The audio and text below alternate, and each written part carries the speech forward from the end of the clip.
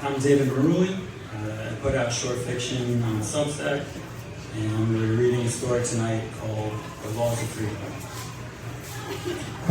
1. They say, don't meet your heroes. Really, your heroes shouldn't be people you don't know in the first place. The story goes, Cat Davis died broke, but women loved him.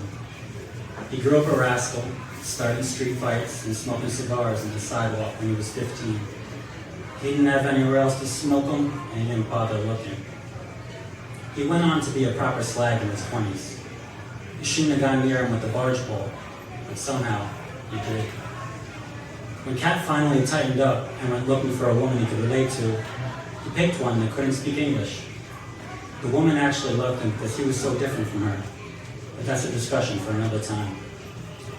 At long last, feeling fulfilled, Cat found God, packaged up the lessons of his youth, and sold a little book about it, The Laws of Freedom, a slick trade for a quiet life on some ranch somewhere. And even when God told him his time had come, old Cat waited a few weeks until his pastor gave a good sermon.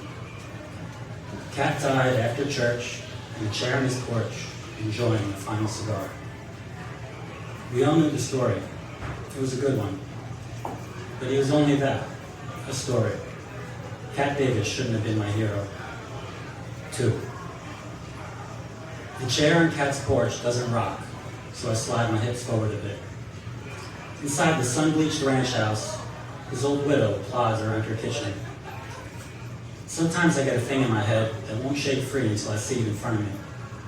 This time, it was the storied porch where my hero's tale ran out of ink.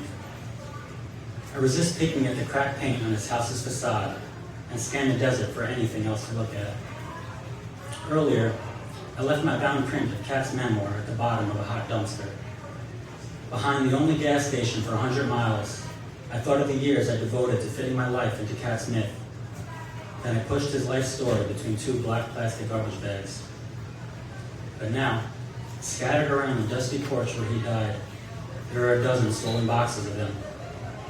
Some are propping open his door and windows, a few form stubby pillars, and beside the chair I'm slouched in, a small stack is covered in ash and cigar butts. I glance back at my car to make sure it hasn't sunk into the sand on the desert road's soft shoulder. It's hard to tell from here. I only meant to stay long enough for Cat's halo to finally dim out, but it still feels profane to move too fast. So I lift the swollen flap and reach in for a copy of Cat's Laws. 3. The Laws of Freedom, Prologue. Freedom ain't for everybody. God didn't put Cat Davis here to compromise. He gave me a taste for open roads, my own damn say-so.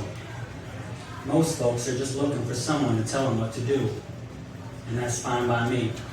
I'm just not most folks. And if you're reading this, maybe you're not most folks either. Maybe you're ready to be free too. 4. The human mind wasn't designed to hear this much silence. God fills the void with a tired ambient ringing, like a fly zapper that's been on too long. In Ecclesiastes, it says we all go to the same place, that we all come from dust, and to dust we all return. Cat didn't have a favorite Bible verse. He loved them all. He didn't like to get into specifics. I dragged my fist across the warped wood of Cat's cottage. Stained paint flakes piled beside me. It's not quite sunset, but I have a long trip out. I put the copy of Cat's memoir back in its ashy cardboard pillar. 5. There's a creaking behind me. Cat Davis's old widow has a big plate of sliced apples. I bring my hands together and make a bowing gesture to thank her. It's too much apple, but I don't want to be rude. Do you want these books gone? I ask. Cat's widow nods enthusiastically. I can't tell if she understands the question, but she smiles. 6. I'm alone in Cat Davis's dusty yard again. It's not clear where his yard's dust ends and the desert's begins. On the horizon, the rippling sun starts to set. Cat's widow comes back to the porch to check on me. I'm enjoying the snack. I thank her again and manage to ask her name. It's Cowroo. Carol slowly shuffles around a box of Kat's memoirs and heads back inside. A cool evening breeze stirs the ashen dust.